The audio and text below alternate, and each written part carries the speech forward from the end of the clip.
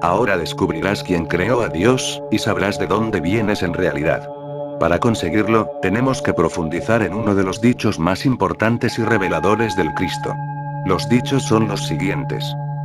Jesús dijo: si ellos les preguntan, ¿de dónde se originaron? Díganles: hemos venido de la luz, donde la luz se originó por sí misma. Si les preguntan, ¿cuál es el rasgo de su Padre en ustedes? Díganles: es el movimiento y el descanso. Ahora nos adentraremos en estos maravillosos dichos, palabra por palabra, para llegar a comprenderlo profundamente. Jesús empieza diciendo: si ellos les preguntan. Ahora bien, la palabra ellos significa la sociedad, la muchedumbre, aquellos que todavía no son elegidos, aquellos que no son escogidos, aquellos que están en constante necesidad de ser necesitados. Y ellos les preguntarán, porque ellos no permiten que nadie se vuelva un solitario. Ellos te perseguirán, tratarán de presionarte para que regreses a la sociedad. Les gustaría que regreses de nuevo a la prisión. No pueden creer cómo escapaste. Y se sentirán incómodos contigo, si te vuelves un solitario. ¿Por qué? Porque tu propia presencia, los hace dudar de su propia existencia. Esa es la incomodidad. Cada vez que un Jesús camina entre ustedes, ustedes se incomodan, porque si este hombre está correcto, entonces ustedes están errados. Y este hombre camina de tal manera, que todo indica que está correcto. Si es así, entonces, ¿qué hay de ustedes? Este hombre parece tan feliz, sin necesitar a nadie, sin ser necesitado, tan solitario, tan solo, y tan bienaventurado. Y tú estás casi neurótico, casi loco. Hay algo errado en ti, no en este hombre. Tratarás en todas formas de probar que este hombre está errado. Hay libros escritos contra Jesús, en los cuales se prueba que este hombre era un caso psicológico. Hay libros que prueban que este hombre era neurótico. Pero, ¿quién está escribiendo estos libros? Ellos. Ellos están escribiendo estos libros, porque solo si pueden probar que este hombre está errado, neurótico, loco, entonces estarán tranquilos. Porque ambos no pueden estar correctos. Si este hombre está correcto, entonces tú estás errado. Pero, ¿cuál es la necesidad? Si este hombre es neurótico, es neurótico. ¿Cuál es la necesidad de probarlo? ¿Por qué preocuparse? ¿Por qué preocuparse por él? Porque te abre una duda sobre ti mismo, por eso es que no hemos dado la bienvenida a gente como Jesús, nunca. Siempre los hemos rechazado cuando estuvieron vivos. Les damos la bienvenida cuando están muertos, porque entonces podemos pintar sus caras de la manera que queramos. Mira al Jesús cristiano. No es ni siquiera una caricatura, ni siquiera un dibujo animado, es absolutamente falso. Los cristianos dicen que Jesús nunca rió, y no puedo ver a Jesús en ninguna otra pose que riendo. Debe haber sido un reilón, lo hayas oído, o no, eso no es el asunto, debe haber sido como un arroyo sonriente, burbujeante, floreciendo por todas partes. Pero los cristianos lo han pintado tan triste como es posible. Parece neurótico en la forma en que lo han pintado, parece tan triste, que estar en su compañía será una carga. Tan solo entra en cualquier iglesia cristiana, y mira un cuadro de Jesús. Si te pregunto, ¿te gustaría estar con este hombre por una noche completa? Dirás: así como está bien solo el domingo por la mañana. Con eso es suficiente. Con este hombre toda la noche, uno comenzará a temblar, y a sentir miedo. Está tan triste, y tú ya estás suficientemente triste. ¿Por qué adicionar más? Los cristianos han escogido a la cruz como su símbolo, y han errado todo el asunto. Jesús habló sobre la cruz, y fue crucificado, pero su significado era totalmente diferente. Han escogido a la cruz, porque muestra sufrimiento, y hemos estado sufriendo tanto, no podemos creer en un Jesús sonriente. Podemos creer en un Cristo que sufre. Eso es tan similar a nosotros, tal como nosotros, aún sufriendo más que nosotros. Entendemos el lenguaje de la tristeza, del sufrimiento, y de la muerte. Pero la vida, no la entendemos. Por eso es que hay un cristianismo, pero recuerda, en torno a Krishna, no pudo haber ninguna religión. Los hindúes lo veneran, pero de mala gana, porque él es tan contrario a tu existencia. Tocando su flauta, bailando con chicas, siempre feliz y riendo. Está tan en contra de tu existencia, que no lo puedes entender. ¿Cómo puedes entender el baile? Puedes entender la muerte, puedes entender la crucifixión, pero no puedes entender una flauta y un canto. El cristianismo se extendió como fuego por todo el mundo, y no hay ni un solo devoto de Krishna. Aquellos que piensan que lo son, tampoco lo son, también tienen dificultades con Krishna. Tienen que racionalizar muchas cosas sobre Krishna. No pueden creer que este hombre bailaba con las esposas de todo el mundo, o que tenía 16.000 enamoradas. Imposible. Debe haber algún otro significado. Así que lo interpretan a Krishna en su propio modo. Que estas 16.000 enamoradas, no eran realmente enamoradas, que son el sistema nervioso del hombre. 16.000 nervios. Pero te digo, este hombre tuvo 16.000 enamoradas. Y este hombre se rió, cantó y bailó. Era el mismo éxtasis. Y Jesús fue lo mismo. Por eso, la palabra Cristo, se deriva de la palabra Krishna. Jesús fue lo mismo, él no fue un hombre triste. Pero tú no puedes entender el lenguaje de la risa. No, todavía no. Para el Dios que baila, sus corazones no están listos todavía. El mundo todavía no es el hogar para el Dios que baila.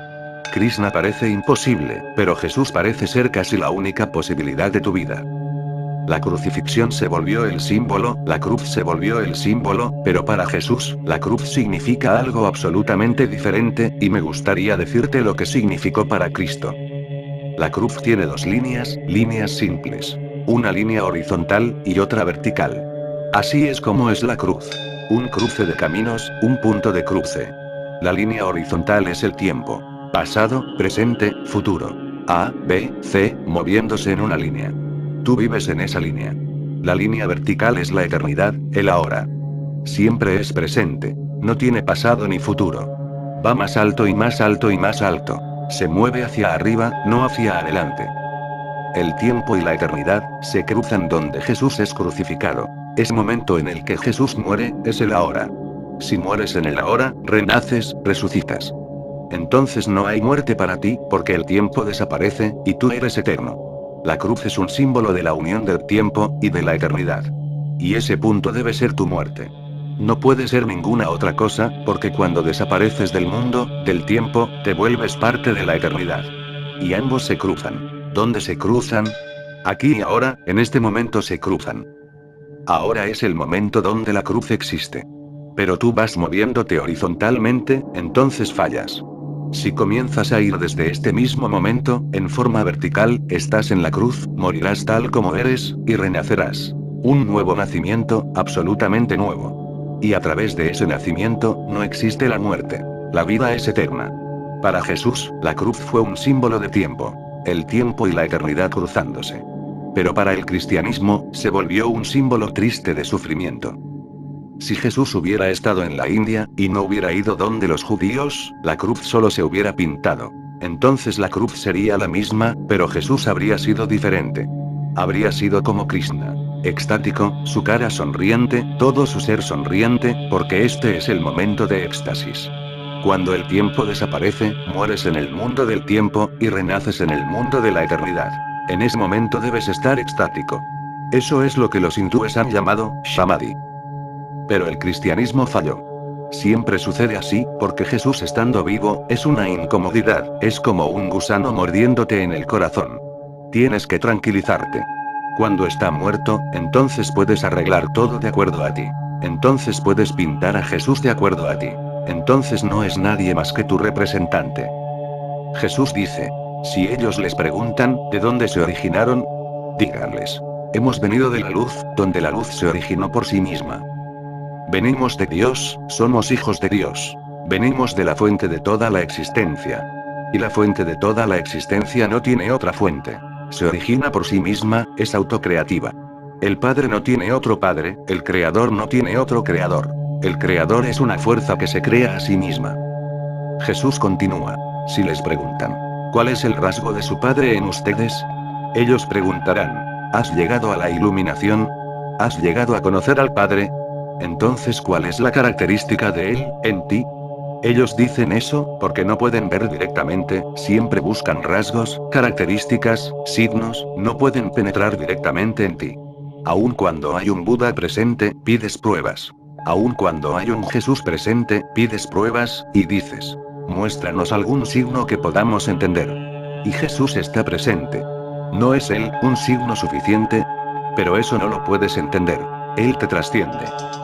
La gente solía ir donde Jesús, y le preguntaban, ¿eres tú realmente el que ha sido prometido? ¿Eres tú el escogido? Y ellos le están preguntando a él. Deben haber estado preguntando más a sus discípulos, porque ellos están siempre contra los discípulos. Ellos están contra el maestro, pero están aún más en contra de los discípulos, porque los discípulos están en mayor contacto con ellos. Viven con ellos, tienen que vivir con ellos, y ellos harán preguntas enigmáticas. Preguntarán: ¿cuál es la característica del Padre en ti? Convierte el agua en vino, y entenderemos. Resucita a este hombre que está muerto, haz algo en contra de la naturaleza. Si haces eso, entonces ellos entenderán. ¿Qué dijo Jesús? Jesús no dijo: haz milagros, y dales pruebas. Lo que dice es una de las cosas más bellas jamás pronunciadas. Él dijo: si les preguntan, ¿cuál es el rasgo de su Padre en ustedes? Díganles: es el movimiento y el descanso. Este es el rasgo de Dios en nosotros. El movimiento y el descanso. Muy difícil de entender. ¿Qué quiere decir? Dice: nos estamos moviendo, y aún así, estamos en descanso. La contradicción se ha disuelto en nosotros. Ahora somos una síntesis de todas las contradicciones. Estamos hablando, y aún así no lo estamos. Hablamos, pero aún así, hay silencio. Amamos, pero aún así, no amamos, porque la necesidad de ser amado, ha desaparecido. Estamos solos, y aún así, en medio de ustedes, porque ustedes no pueden perturbar nuestra soledad. Estamos en una muchedumbre, pero no somos parte de la muchedumbre, porque la muchedumbre nunca penetra en nosotros. Vivimos y nos movemos en este mundo, pero no pertenecemos a este mundo. Y este mundo no está dentro de nosotros. Esto es lo que Jesús dice. Es el movimiento y el descanso. Míranos. Nos movemos, pero aún así, no hay tensión en el movimiento. Caminamos, pero en el centro de nuestro ser, no hay movimiento, porque no hay motivación para ir a ninguna parte. Ya hemos llegado. Esta es la característica del Padre. Míranos. No hay deseo, pero aún así, continuamos trabajando. No hay motivación, pero aún así, continuamos respirando y viviendo. Míranos. Las contradicciones se han disuelto. Caminamos, pero aún así, no lo hacemos. Vivimos, pero aún así, no vivimos.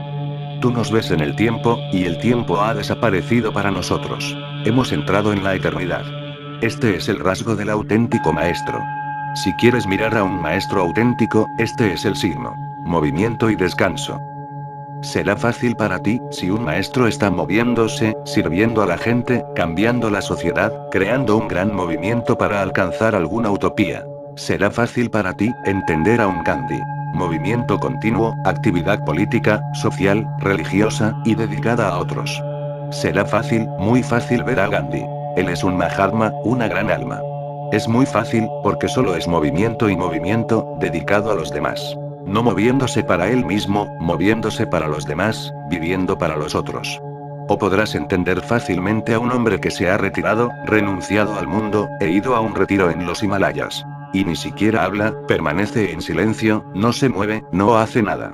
Ni servicio, ni actividad social, ni actividad religiosa, ni rituales. Simplemente se sienta ahí, en su silencio. Tú también lo puedes entender a él. Dirás: está en descanso. Pero ambos han escogido una polaridad. Pueden ser gente muy buena, pero no son realizados, no son trascendidos. No muestran el rasgo, el signo del Padre, porque la realización es el signo. Tienen que ser como Jesús. En movimiento, y aún en silencio. Movimiento y descanso. Viviendo en el mundo, no renunciando a él.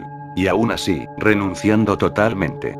Donde se unen las contradicciones, aparece lo supremo. Si eliges uno, has fallado, has pecado, has errado el blanco.